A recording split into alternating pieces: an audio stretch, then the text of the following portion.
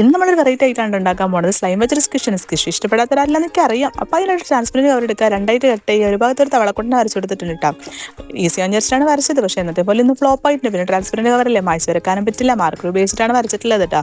പിന്നെ ഒരു double side tap എടുത്തിട്ട് ട്രാൻസ്പെറൻറ്റ് ടാപ്പാണ് ഉപയോഗിച്ചിട്ടുള്ളത്. ഞാനിങ്ങനെ കട്ട് ചെയ്തിട്ടാണ് ഒട്ടിച്ചത്, പക്ഷേ നിങ്ങൾ കട്ട് ചെയ്യാൻ നിൽക്കണ്ട കേട്ടോ. ലാസ്റ്റ് പണി കിട്ടി, എനിക്ക് പണി കിട്ടിയിട്ടുണ്ട്. അപ്പോൾ ഫുള്ളായിട്ട് തന്നെ ഒട്ടിക്കാൻ നോക്കുക. പിന്നെ നമ്മൾ തവളക്കുട്ടനെ വരക്കാനുള്ള മെയിൻ കാരണം എന്താ, ഈ ഒരു സ്ലൈമാണ് കേട്ടോ. കാരണം ഗ്രീൻ കളറുള്ള സ്ലൈമാണ്. അപ്പോൾ എന്ത് വരക്കും എന്ന് ആലോചിച്ചപ്പോഴാണ് okay frog is always squishy ആണല്ലോ. അത് മാത്രമല്ല, എനിക്ക് പണ്ടത്തെ ഒരു പ്രതികാരമുണ്ട്. പണ്ടൊന്നും എനിക്ക് ഒട്ടും ഇഷ്ടമാത്ത സംഭവമാണ് ഈ തവള. പേടിയും കൂടി ഇരുന്നോട്ടെ എനിക്ക്. അങ്ങനെ നമ്മൾ ഈ സംഭവം വരക്കാമെന്ന് വിചാരിച്ചിട്ടുള്ളത്, നമ്മുടെ ടാപ്പൊക്കെ പീൽ ഓഫ് ചെയ്തതിന് ശേഷം ട്രാൻസ്പെറൻറ്റ് കവർ എടുത്തിട്ട് മുകളിൽ ഒട്ടിച്ചെടുത്തിട്ടുണ്ട്. അപ്പോൾ വേഗം ഒട്ടിച്ചെടുത്തോ, ഇല്ലാന്നുണ്ടെങ്കിൽ എന്താ വെച്ചിട്ടുണ്ടെങ്കിൽ സ്ലൈം ഇങ്ങനെ ചാടിക്കൊണ്ടേ ഇരിക്കും കേട്ടോ. ഒട്ടിച്ചതിന് ശേഷം നമ്മൾ സൈഡിലത്തെ സംഭവങ്ങളൊക്കെ കട്ട് ചെയ്ത് കളയണം. അങ്ങനെ നമ്മൾ ഫ്രോഗിൻ്റെ ഷേപ്പാക്കി എടുത്തിട്ടുണ്ട്.